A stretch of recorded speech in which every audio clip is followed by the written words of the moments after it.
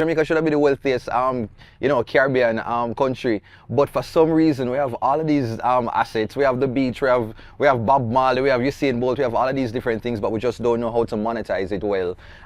And that is just the state of Jamaica. Just so much potential, but not a lot of things not being executed well, and that contributes to the whole crime situation.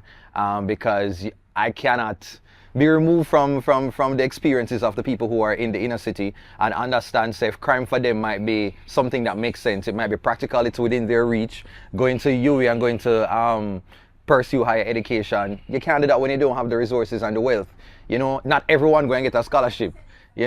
Not everybody is going to be that cookie cutter case that come on profile and get to sit down and say, but they have 1 foot of shoes and all these things. Some people have to provide for themselves and their family on a day-to-day basis, and as such they deal with crime.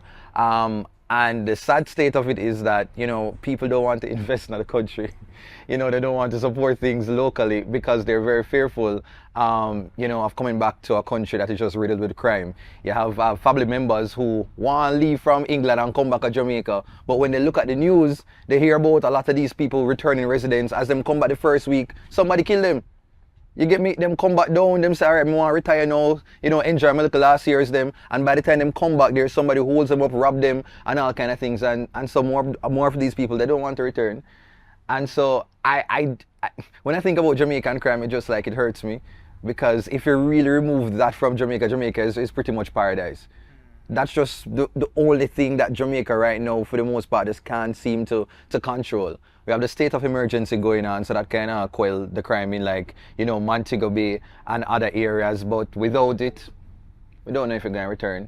So it probably has to be a situation where we have to change the culture of people. How is it that when times are hard, you can, try to entertain other options that don't necessarily involve going to a life of crime and violence.